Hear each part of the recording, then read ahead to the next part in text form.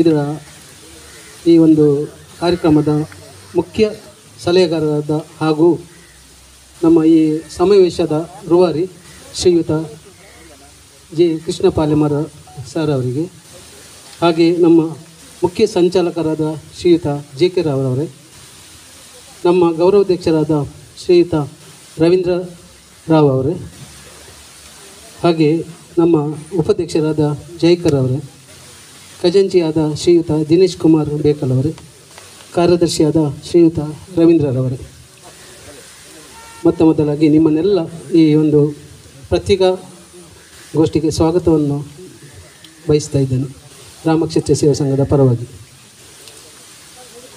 ಇದೇ ಬರುವ ತಾರೀಕು 22 ಮತ್ತು 23 ಫೆಬ್ರವರಿ 2025ರಂದು ನಮ್ಮ ರಾಮಕ್ಷೇತ್ರೀಯ ಸೇವಾ ಸಂಘ ಇವರ ನೇತೃತ್ವದಲ್ಲಿ ಆಯೋಜಿಸುವಂತಹ ಕ್ಷಾತ್ರ ಸಂಗಮ 3 ಈ ರಾಮಕ್ಷತ್ರಿಯರ ಸಮಾವೇಶ ಇದು ನಮ್ಮ ನಗರದ ಮಾರ್ಗನ್ಸ್ ಗೇಟ್ ಬಳಿ ಇರುವ ಪಾಲೆಮರ್ ಗಾರ್ಡನ್ನಲ್ಲಿ ನೆರವೇರಲಿದೆ. ನಾವು ಈ ಹಿಂದೆ 2 ಸಲ ಈ ಕಾರ್ಯಕ್ರಮವನ್ನು ಯಶಸ್ವಿಯಾಗಿ ನಡೆಸಿದ್ದೇವೆ. ಕ್ಷಾತ್ರ ಸಂಗಮವನ್ನು ಮತ್ತೆ ಸಹ ಒಂದು ನಮ್ಮ ಸಮಾಜದ ಎಲ್ಲ ಬಂಧುಗಳನ್ನು ಒಂದು ಒಗ್ಗೂಡಿಸುವ ದೃಢ ಸಂಕಲ್ಪದೊಂದಿಗೆ 3ನೇ ಬಾರಿಗೆ ಈ ಒಂದು ಸಮಾವೇಶವನ್ನು ಆಯೋಜಿಸಿದ್ದೇವೆ. ಹಾಗೆಯೇ ಈ ಉದ್ದೇಶ ಇಷ್ಟೇ, ನಮ್ಮ ಸಂಸ್ಕೃತಿ, ನಮ್ಮ ಸಂಸ್ಕಾರ, ಹಾಗೆ ಆಚಾರ ವಿಚಾರ, ಆಚರಣೆ, ಇತಿಹಾಸ, ಪರಂಪರೆಗೆ ಒಂದು ಬೆಳಕು ಚೆಲ್ಲುವ ಈ ಒಂದು ಕಾರ್ಯಕ್ರಮಕ್ಕೆ ನಮ್ಮ ಉದ್ದೇಶವಾಗಿತ್ತು. ಹಾಗಾಗಿ ಈ ಒಂದು ಕಾರ್ಯಕ್ರಮಕ್ಕೆ ಎಲ್ಲ ನಮ್ಮ ಬಂಧುಗಳನ್ನು ನಾವು ಬರಮಾಡಿಕೊಂಡಿದ್ದೇವೆ. ಹಾಗೆ ಆ 2 ದಿನಗಳ ಕಾರ್ಯಕ್ರಮದ ಒಂದು ಸಂಕ್ಷಿಪ್ತ ನೋಟ. ಮೊದಲನೇ ದಿವಸ ಅಂದರೆ 22ನೇ ತಾರೀಕು ಬೆಳಗ್ಗೆ ರಾಮತಾರಕ ಜಪ ಮತ್ತು ಯಜ್ಞ ಒಂದು ಧಾರ್ಮಿಕ ಕಾರ್ಯಕ್ರಮ ನಡೆಯಲಿಕ್ಕಿದೆ. ಹಾಗೆಯೇ ಅಂದೇ ವಧುವರರ ಅನ್ವೇಷಣೆ, ಉದ್ದಿಮೆದಾರರ ಸಮಾವೇಶ, ಹಾಗೆಯೇ ಸ್ವಲ್ಪ ಕೆಲವೊಂದು ಸ್ಪರ್ಧೆಗಳನ್ನು ಸಹ ನಾವು ಅಲ್ಲಿ ಆಯೋಜಿಸಿದ್ದೇವೆ. ಉದಾಹರಣೆಗೆ ಒಂದು ಪುಷ್ಪ ಜೋಡಣೆ ಸ್ಪರ್ಧೆ ಆಗಿರ್ಬೋದು, ಹನುಮಾನ್ ಚಾಲಿಸ ಕಂಠಪಾಠ ಸ್ಪರ್ಧೆ ಆಗಿರ್ಬೋದು, ರಂಗೋಲಿ ಸ್ಪರ್ಧೆ ಆಗಿರ್ಬೋದು, ಇದನ್ನು ನಾವು ಆಯೋಜಿಸಿದ್ದೇವೆ. ಹಾಗೆಯೇ ಸಂಜೆ 4 ಗಂಟೆಗೆ ಉದ್ಘಾಟನಾ ಕಾರ್ಯಕ್ರಮ. ಆ ಕಾರ್ಯಕ್ರಮವನ್ನು ಉದ್ಘಾಟನೆಗೊಳಿಸಿಕೊಡುವವರು ನಮ್ಮ ಕೃಷ್ಣ ಜೆ ಪಾಲೆಮರ್ ಅವರು. ಹಾಗೆಯೇ ಉದ್ಘಾಟನೆ ಕಾರ್ಯಕ್ರಮದ ನಂತರ ಸಾಂಸ್ಕೃತಿಕ ಕಾರ್ಯಕ್ರಮ ಇದೆ. ಇದು 22ನೇ ತಾರೀಕಿನ ಕಾರ್ಯಕ್ರಮ. ಹಾಗೆ 23ನೇ ತಾರೀಕಿಗೆ ಬೆಳಗ್ಗೆ ಪ್ರತಿಭಾ ಸ್ಪರ್ಧೆ, ಅಂದರೆ ವಿವಿಧ ಸಂಘ ಸಂಸ್ಥೆಗಳಿಂದ ಬಂದಂತಹ ತಂಡಗಳ ನಡುವೆ ಒಂದು ಸ್ಪರ್ಧೆ. ಅದರ ನಂತರ ನಾವು ವಿಚಾರಗೋಷ್ಠಿ ಇದೆ. ಹಾಗೆಯೇ ನಾವು ಮುಂದೆ ಆ ವಿಚಾರಗೋಷ್ಠಿ ಬಳಿಕ ಯುವ ಹಾಗೂ ಮಹಿಳಾ ಸಮ್ಮೇಳನ ನಡೆಸಲಿಕ್ಕಿದ್ದೇವೆ. ಹಾಗೆ ಸಂಜೆ ಸಮಾರೋಪ ಸಮಾರಂಭ. ಆ ಸಮಾರೋಪ ಸಮಾರಂಭದ ಹೆಚ್ಚಿನ ವಿವರಗಳನ್ನು ನಮ್ಮ ಸಂಚಾಲಕರಾದ ಜೆ ಕೆ ರಾವ್ ಅವರು ಹೇಳ್ತಾ ಇದ್ದಾರೆ. ಹಾಗೆ ಕೊನೆಯಲ್ಲಿ ನಮ್ಮ ಹಿರಿಯ ವ್ಯಕ್ತಿಗಳಿಗೆ, ನಮ್ಮ ಸಮಾಜದ ಹಿರಿಯ ವ್ಯಕ್ತಿಗಳಿಗೆ, ಅಂದರೆ 90 ಮತ್ತು 90 ವರ್ಷದ ಮೇಲ್ಪಟ್ಟವರಿಗೆ ಒಂದು ಸನ್ಮಾನ ಕಾರ್ಯಕ್ರಮವನ್ನು ಇಟ್ಟುಕೊಂಡಿದ್ದೇವೆ. ಈ 2 ದಿವಸ ಕಾರ್ಯಕ್ರಮಗಳನ್ನು ನೀವು ದಯವಿಟ್ಟು ಮಾಧ್ಯಮದವರು ಇದನ್ನು ಪ್ರಕಟಪಡಿಸಬೇಕು ಮತ್ತು ನಿಮ್ಮ ದೃಶ್ಯ ಮಾಧ್ಯಮದಲ್ಲಿ ಹೇಳಬೇಕು. ಹಾಗೆ ಬಲವಾಗಿ ಹೇಳಬೇಕಾಗ್ತದೆ, ಯಾಕಂದರೆ ನಮಗೆ ಇದಕ್ಕೆ ಪ್ರಚಾರ ಬೇಕು. ಹಾಗೆ ಈ ಒಂದು ಯಶಸ್ವಿಯಾಗಿ ಅಲ್ಲಿ ನೀವೆಲ್ಲ ಸಹಕರಿಸಬೇಕಂತ ನಾನು ವಿನಂತಿಸಿಕೊಳ್ತಾ, ಮತ್ತು ಎಲ್ಲ ನಮ್ಮ ಸಮಾವೇಶದ ಸಕಲ ಸಿದ್ಧತೆಯನ್ನು ನಾವು ಮಾಡಿಕೊಂಡಿದ್ದೇವೆ ಈಗಾಗಲೇ. ಹಾಗಾಗಿ 3,000 ರಿಂದ 4,000 ಅಧಿಕ ಜನರು ಆಗಮಿಸುವಂಥ ಒಂದು ನಿರೀಕ್ಷೆಯನ್ನು ಇಟ್ಟುಕೊಂಡಿದ್ದೇವೆ. ಹಾಗಾಗಿ ಇನ್ನು ಮುಂದಿನ ಈ ಸಮಾರಂಭದ ಕೆಲವು ವಿಶೇಷತೆಗಳನ್ನು ಮತ್ತು ವಿವರಗಳನ್ನು ಈಗ ನೀಡಲಿಕ್ಕಿದ್ದಾರೆ ಜೆ ಕೆ ರಾವ್ ಅವರು, ನಮ್ಮ ಮುಖ್ಯ ಸಂಚಾಲಕರು. ಆತ್ಮೀಯ ಪತ್ರಕರ್ತ ಬಂಧುಗಳೇ, ಈಗ ನಮ್ಮ ಅಧ್ಯಕ್ಷರು ಹೇಳಿದರು, ನಾನು ಹೆಚ್ಚು ಹೇಳುವಂಥದ್ದಿಲ್ಲ ಅಲ್ಲಿ. ಆದರೆ ಸಂಜೆಯ ಕಾರ್ಯಕ್ರಮದ ಬಗ್ಗೆ ಏನು ಹೇಳ್ತೇನೆ. ಒಂದು ದಿಕ್ಸೂಚಿ ಭಾಷಣ ಶ್ರೀಮಾನ್ ಶ್ರೀಕಾಂತ್ ಶೆಟ್ಟಿ ಕಾರ್ಕಳ ಅವರು, ಸಾಮಾಜಿಕ ಕಾರ್ಯಕರ್ತರು, ಅವರು ಬರ್ತಾರೆ. ಮತ್ತು ನಮ್ಮ ಅನೇಕ ಗಣ್ಯರು ಅದನ್ನು ಉದ್ಘಾಟನೆಯನ್ನು ಇವರೇ ಕೃಷ್ಣ ಜೆ ಪಾಲೆಮರ್ ಮಾಡ್ತಾರೆ. ತದನಂತರ ಸಾಂಸ್ಕೃತಿಕ ಕಾರ್ಯಕ್ರಮಗಳಿದೆ, ಅದು ನಮ್ಮಿಂದಲೇ ಆಗಿದೆ. ಮರುದಿನ ವಿವಿಧ ಸ್ಪರ್ಧೆಗಳೆಲ್ಲ ಆದ ನಂತರ ಪ್ರತಿಭಾ ಸ್ಪರ್ಧೆ ಇದೆ. ಅದು ರಾಮಕ್ಷತ್ರಿಯ ಸಮಾಜದ ಬೇರೆ ಬೇರೆ ಸ್ಥಳಗಳಿಂದ ಬರುವಂಥ ಈ ಸಂಘ ಸಂಸ್ಥೆಗಳಿಂದ ಒಂದು ಕಲ್ಚರಲ್ ಕಾಂಪಿಟೇಷನ್, ಅದು ಪ್ರತಿಭಾ ಸ್ಪರ್ಧೆ ನಡೀಲಿಕ್ಕಿದೆ.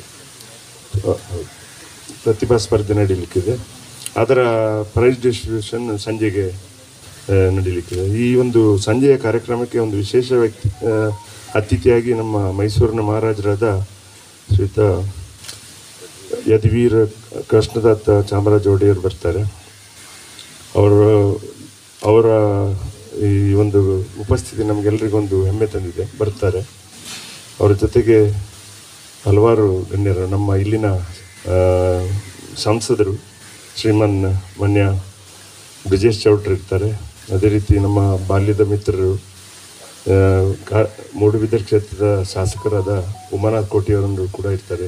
ಅದ್ರ ಜೊತೆಗೆ ನಮ್ಮ ಸಮಾಜದ ಕೆಲವು ಹಿರಿಯ ಗಣ್ಯರು ಈ ಒಂದು ಸಮಾರೋಪ ಸಮಾರಂಭದಲ್ಲಿ ಉಪಸ್ಥಿತರಿರ್ತಾರೆ. ಆ ಹೊತ್ತಿಗೆ ಪ್ರೈಸ್ ಡಿಸ್ಟ್ರಿಬ್ಯೂಷನ್ ಇರ್ತದೆ. ಒಂದು ಸಮಾಜದ ಅತಿ ಹಿರಿಯ ವ್ಯಕ್ತಿ ಅಂದರೆ ಒಂದು 90 ವರ್ಷದ ಮೇಲಿನವರಿಗೆ ನಾವು ಸನ್ಮಾನ ಕೂಡ ಮಾಡಲಿಕ್ಕಿದೆ. ಮತ್ತು ನಮ್ಮ ಸಮಾಜದ ಕೆಲವು ಗಣ್ಯರಿಗೆ ಕೂಡ ಸನ್ಮಾನ ಮಾಡಲಿಕ್ಕಿದೆ. ಇದೆಲ್ಲ 2 ಕಾರ್ಯಕ್ರಮಗಳ ಎಲ್ಲ ವಿವರಗಳನ್ನು ತಾವುಗಳು ಪ್ರಕಟಿಸಬೇಕಾಗಿ ಇನ್ನೊಮ್ಮೆ ಅತ್ಯಂತ ಕಳಕಳಿಯಿಂದ ನಾನು ಕೇಳ್ಕೊಳ್ತಾ ಇದ್ದೇನೆ. ಅವುಗಳೆಲ್ಲರೂ ಸಹಕರಿಸಬೇಕು. ಈ ಒಂದು ಯಶಸ್ವಿಗೆ ನೀವು ಕೂಡ ಒಂದು ಕಾರಣ ಅಂತ ನಾನು ಹೇಳ್ತೇನೆ. ದಯಮಾಡಿ ಈ ಬಗ್ಗೆ ಏನಾದರೂ ಕೇಳಲಿಕ್ಕಿದ್ರೆ ಕೇಳ್ಬೋದು. ನಮ್ಮ ಅಧ್ಯಕ್ಷರು ಮುರಳಿಯವರು ಈಗಾಗಲೇ ಮಾಡಿದರು. ಆದರೂ ನಾನು ಇವತ್ತು ಬಹುಶಃ ಮೊನ್ನೆ ನಿಮ್ಮದೇ ಎಲ್ಲ ಕೂಟ ಇಲ್ಲಿ ಸೇರಿತ್ತು. ಪಾಲೆಮಾರ್ ಗಾರ್ಡನ್ ಅಂತೇಳಿ ಈಗಾಗಲೇ ಉದ್ಘಾಟನೆ ಮಾಡಿದ ಬಳಿಕ ಇದು ಪ್ರಥಮ ಬಾರಿಗೆ ಒಂದು ಪತ್ರಿಕಾಗೋಷ್ಠಿ ಆಗ್ತಾಯಿದೆ. ಹಾಗೆ ನಿಮ್ಮ ಜೊತೆಯಲ್ಲಿ ನಾನು ಭಾಗವಹಿಸಬೇಕಂತ ಹೇಳೋ ನಿಟ್ಟಿನಲ್ಲಿ ಇವತ್ತು ನಾನು ಇದ್ದೇನೆ.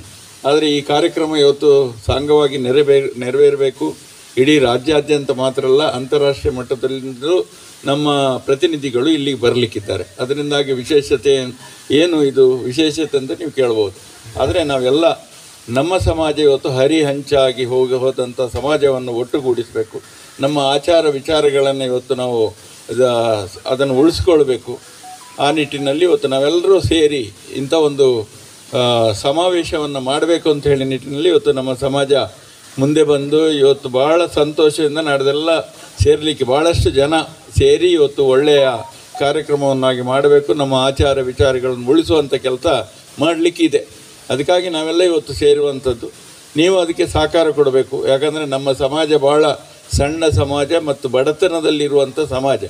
ಅದಕ್ಕೆ ಹೆಚ್ಚಿನ ಪ್ರಚಾರವನ್ನು ಕೊಟ್ಟು ಈ ಸಮಾವೇಶದ ವೈಶಿಷ್ಟ್ಯತೆಯನ್ನು ಜನರಿಗೆ ತಿಳಿಸುವಂಥ ಕೆಲಸ ಪತ್ರಿಕಾ ಮಾಧ್ಯಮದವರು ಇವತ್ತು ಮಾಡಬೇಕು ಅಂತ ಹೇಳುವಂಥದ್ದನ್ನು ಕೂಡ ನಾನು ಕೂಡ ಈ ವಿನಂತಿಯನ್ನು ಈ ಮೂಲಕ ಮಾಡ್ತಾ ಇದ್ದೇನೆ.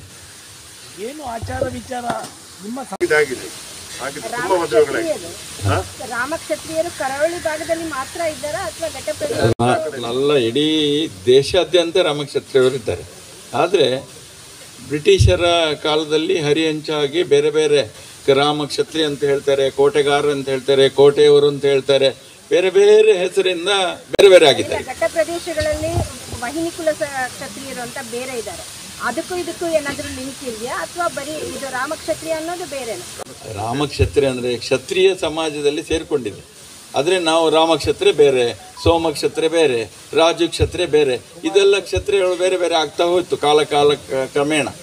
ಅದೆಲ್ಲ ಕ್ಷತ್ರಿಯರಾಗಿದ್ದು ಅದೆಲ್ಲ ಇತ್ತು. ಆದರೆ ಈಗ ಸಣ್ಣದಾಗ್ತಾ ಬಂತು, ಬಡತನ ಜಾಸ್ತಿ ಆಯಿತು. ಹಾಗಾಗಿ ಅದನ್ನು ಪಾಲನೆ ಮಾಡಲಿಕ್ಕೆ ಆಗಲಿಲ್ಲ. ಹಾಗೆ ಈಗ ಎಲ್ಲ ಕಡೆಯಲ್ಲಿ ಇವತ್ತು ಬೆಳಗಾಂನಲ್ಲಿ ಬಹಳಷ್ಟು ಜನ ಇದ್ದಾರೆ. ನಮ್ಮ ಸಮಾಜ ರಾಮಕ್ಷತ್ರಿಯರೇ ಇದ್ದಾರೆ. ಜನಸಂಖ್ಯೆ ಎಷ್ಟಿದೆ?